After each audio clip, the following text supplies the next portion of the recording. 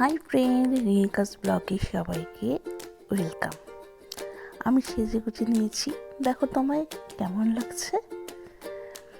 আজ যাব বিয়ে বাড়ি, বান্ধবীর বোনের বিয়েতে। তাই আমার বাড়িতে আমার বান্ধবী চলে এসেছিল, সবাই একসাথে চলে গেলাম।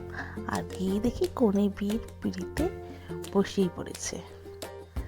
তারপর গিফটটা তাহলে কনের মার হাতেই দিয়ে দিলাম।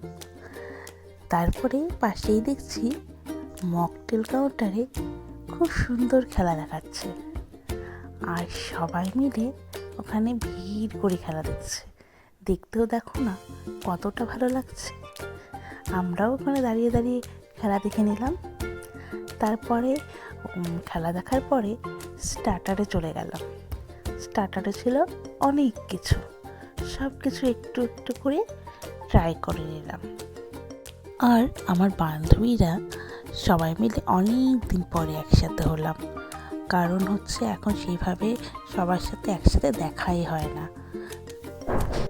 তার জন্য সবাই মিলে ফাটিয়ে এনজয় করে নিলাম। আর এই যে আমরা সব বান্ধবীরা, দেখো তো সবাই মিলে কেমন লাগছে।